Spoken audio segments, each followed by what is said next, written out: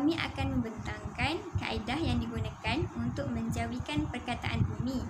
Jadi, tajuk rencana yang kami jawikan dan analisis ialah Melestarikan Kajian Bahasa Peribumi oleh Siti Nurhidayah Othman Bakar.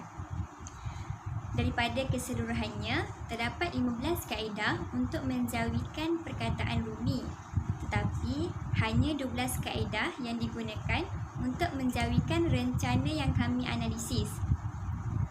Antara kaedahnya ialah kaedah huruf darlung.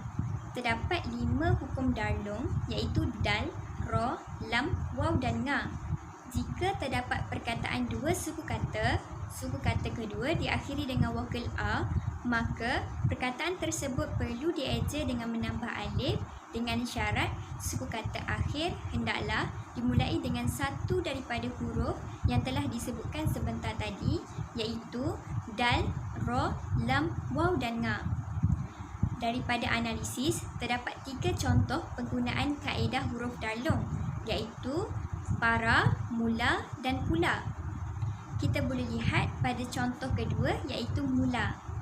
Mula mempunyai 2 suku kata dan dieja dengan huruf alif di akhirnya kerana perkataan mula memenuhi syarat hukum huruf darlung, iaitu pada suku kata akhir dimulai dengan huruf lam. Seterusnya, hukum luar darlung atau bukan darlung mempunyai syarat yang sama seperti hukum darlung, kecuali suku kata akhir dimulai dengan satu huruf selain dal, ra, lam dan nga. Perkataan mestilah 2 suku kata, tetapi huruf alif tidak diletakkan di akhir kata, kecuali jika berlaku homograf atau untuk mengelakkan kekeliruan berlaku. Daripada analisis rencana, terdapat 3 contoh penggunaan kaedah hukum luar darlung, iaitu masa, tiga dan kata. Perkataan masa dieja dengan huruf mim, alif dan sa. Tidak diletakkan huruf alif di belakangnya kerana perkataan masa memenuhi syarat hukum luar darlung. Seterusnya, kaedah perkataan satu suku kata.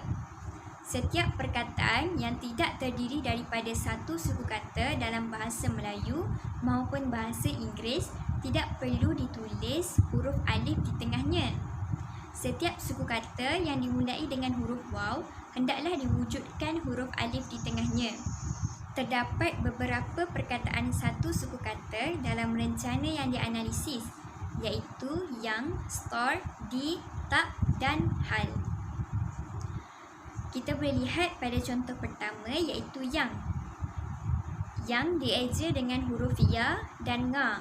Tidak diletakkan huruf alif di tengahnya kerana memenuhi syarat perkataan satu suku kata. Seterusnya, hukum ka dan ga.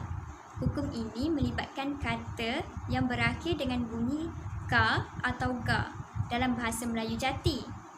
Hukum ka dan ga, suku kata terakhir perkataan tersebut tidak diberikan huruf alif. Terdapat 3 contoh penggunaan kaedah hukum ka dan ga, iaitu tiga, mereka dan juga. Tiga dan juga diakhiri dengan perkataan ga, manakala mereka diakhiri dengan perkataan ka. Huruf alif tidak diletakkan di belakang ejaan tersebut. Contohnya, tiga yang dieja dengan ta, ya dan ga. Tiada huruf alif diletakkan di akhir perkataan. Seterusnya, hukum kata dasar lebih 2 subkata, ha dan aha. Bunyi vokal a pada suku kata pertama terbuka pada kata dasar 3 subkata atau lebih bagi kata Melayu jati. Biasanya tidak ditulis dengan huruf alif. Hukum ini dikenali juga sebagai hukum ha dan aha. Terdapat 4 contoh penggunaan kaedah ini, iaitu bahasa, bahawa, harus dan hadap. Contohnya, contoh pertama iaitu bahasa. yang dieja dengan ba, ha, alif dan sa.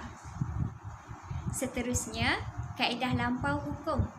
Selain daripada 5 hukum yang telah diterangkan sebentar tadi, masih ada perkataan yang dieja terkeluar dari hukum-hukum tersebut. Perkataan-perkataan sedemikian dikategorikan sebagai lampau hukum. Perkataan ini termasuklah paha, maha dan mama yang dikategorikan sebagai lampau hukum. Menurut rencana yang dianalisis, tiada kaedah jawi lampau hukum digunakan. Hukum ra dan ma. Hukum ini digunakan bagi perkataan-perkataan yang mengandungi suku kata ra dan ma. Kedua-dua suku kata ini diletakkan huruf alif. Contoh perkataannya ialah drama. Perkataan ini mengandungi suku kata ra dan ma. Menurut rencana yang dianalisis, tiada kaedah hukum ra dan ma yang digunakan. Seterusnya kita pergi kepada kata ganda atau ulang. Kata ulang penuh hendaklah ditulis dengan angka 2 Arab sahaja. Kata ulang baik ramah pula bunyi hendaklah ditulis dengan tanda sepang. Kata ganda Ibrahim juga perlu ditulis dengan tanda sempang. Contoh perkataan yang dianalisis dalam rencana ialah ketiga-tiga, kanak-kanak, bersama-sama, mula-mula. Contoh tanda sempang yang digunakan kepada perkataan ialah ketiga-tiga, bersama-sama. Contoh perkataan yang menggunakan 2 angka Arab ialah kanak-kanak, mula-mula. Perkataan tersebut dieja dengan penuh dan digunakan 2 angka Arab. Seterusnya kita pergi kepada homograf. Kaedah homograf terbagi kepada 2. Yang pertama ialah homograf hakiki. Ejaan perkataan yang sama tetapi membawa maksud yang berbeza. Contoh kuku, koko. Ejaan dalam bahasa Jawi adalah sama tapi membawa maksud yang berbeza, kuku dan koko. Seterusnya, homograf tidak hakiki. Dalam hal ini terdapat 2 vokal A dan E pepet yang hadir dalam sistem ejaan Jawi. Untuk mengelakkan kekeliruan, huruf alif ditulis untuk vokal A, vokal A jika perkataan tersebut boleh mengubah maksud. Contoh, lantik dan lentik. Dua perkataan berbeza. Lantik digunakan vokal A dan lentik digunakan vokal E pepet. Menurut rencana yang dianalisis, tiada kaedah homograf yang digunakan. Seterusnya, hukum diftong. Dalam sistem ejaan Jawi, terdapat 3 bentuk diftong yang digunakan iaitu ai, au, oi. Vokal berganding. Perkataan yang terhasil daripada 2 gabungan huruf vokal. Vokal berganding ini terjadi apabila vokal A diikuti dengan vokal U atau I bertemu tanpa dikacau oleh huruf konsonan. Bagi mengelakkan kekeliruan, huruf hamzah perlu ditambah sebelum huruf waw atau ya. Contoh perkataan diftong yang gunakan vokal I ialah semai, nilai, pelbagai. Contoh yang kedua ialah au. Diftong rumi ni ialah beliau. Vokal oi pula senoi. Manakala bagi vokal berganding tiada dalam rencana yang dianalisis. Seterusnya, kata pinjaman. Kata bahasa Arab yang menjadi istilah agama hendaklah dieja seperti ejaan asalnya. Contohnya hazanah. Hazanah perlu dieja dalam bahasa Arab seperti ejaan asalnya. Kedua, kata pinjaman bahasa asing, khususnya bahasa Inggeris, hendaklah dikekalkan bentuk bunyinya serta sedikit penyelarasan dengan kaedah ejaan bahasa Melayu. Contoh, teater, profesor, Februari, positif, etnolinguistik. Ejaan tersebut dikekalkan bunyinya tetapi sedikit penyelarasan bahasa Melayu digunakan ke atas perkataan tersebut. Baiklah, kaedah seterusnya yang kami gunakan untuk menjawikan rencana ialah kaedah penulisan akronim bersingkatan huruf rumi dalam ejaan Jawi. Akronim ialah kata singkatan yang terbentuk dengan menggabungkan huruf awal suku kata atau dengan menggabungkan huruf awal dan suku kata daripada satu rangkaian kata. Perkataan tersebut ditulis serta dilafazkan sebagai perkataan yang utuh. Akronim bagi bahasa Melayu yang dilafazkan huruf demi huruf ditulis dengan menggunakan huruf dalam ajak Jawi dan perlu diletakkan tanda titik selepas setiap huruf tersebut. Manakala akronim bagi perkataan dalam bahasa Inggeris pula hendaklah dieja dengan menggunakan huruf Romi tersebut. Berdasarkan rencana yang telah kami analisis, perkataan yang kami jawikan menggunakan kaedah ini ialah perkataan DBP. DBP membawa maksud sebagai Dewan Bahasa dan Pustaka. Kaedah menjawikannya ialah kami meletakkan huruf dal, titik, huruf ba, titik dan huruf pa, titik yang dibunyikan sebagai DBP. Seterusnya ialah kaedah imbuhan. Setiap imbuhan awalan seperti ber, ter dan per yang bertemu dengan kata dasar yang bermula dengan huruf alif, hendaklah dikekalkan huruf alif dalam perkataan tersebut. Berdasarkan rencana, perkataan yang kami temui ialah seperti perkataan terawal dan berada. Disebabkan perkataan tersebut mempunyai huruf alif, maka ejaannya masih dikekalkan huruf alif walaupun setelah menerima imbuhan. Manakala bagi perkataan yang menerima imbuhan seperti berupaya, terbentuk dan persekolahan hanya dieja dengan menggunakan kaedah biasa kerana pada awal kata dasarnya tidak mempunyai huruf alif. Seterusnya, bagi kaedah mengeja jawi yang ke-13 ialah kaedah perkataan imbuhan akhiran ain.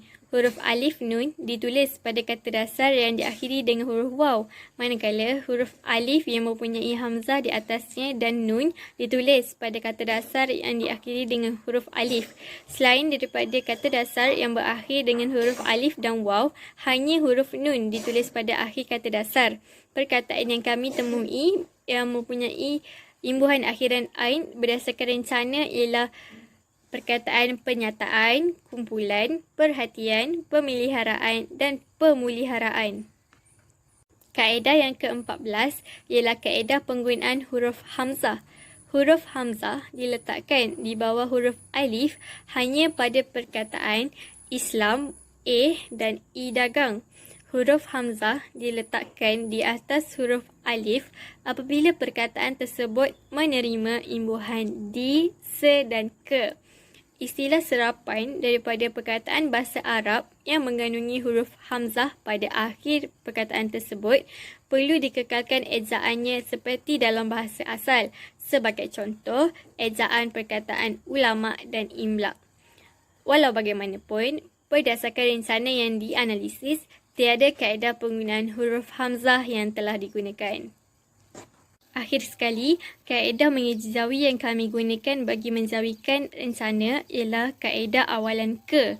Bagi kata dasar yang bermula dengan huruf vokal alif, imbuhan ini akan ditulis sebagai kaf alif. Manakala bagi kata dasar yang tidak bermula dengan huruf alif, imbuhan awalan ini akan ditulis sebagai kaf sahaja.